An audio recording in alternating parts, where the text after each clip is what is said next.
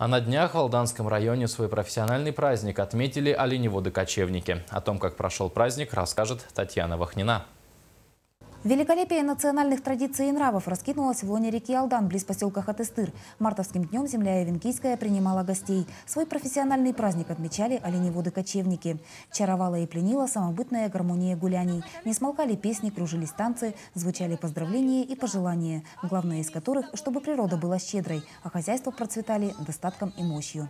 Праздник как Новый год. Мы все, дети, когда учились, студентами были, мы всех собирали, у нас праздник дома, домашний праздник.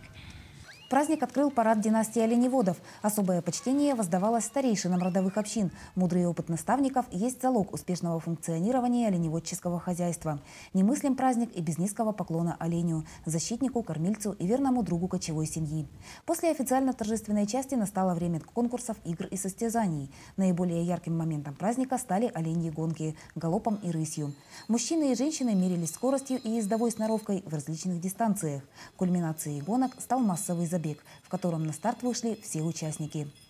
А мы каждый год сюда приезжаем в этот праздник, национальный явинкийский праздник. И нам очень нравится здесь.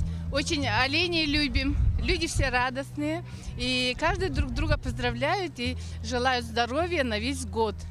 День оленевода является для кочевых родовых общин символической чертой, которая подводит итоги в преддверии весны.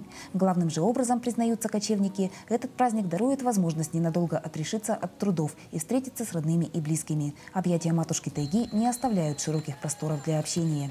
Татьяна Вахнина, Сергей Шипачев, Дмитрий Заливин, НВК «Саха», Алдан.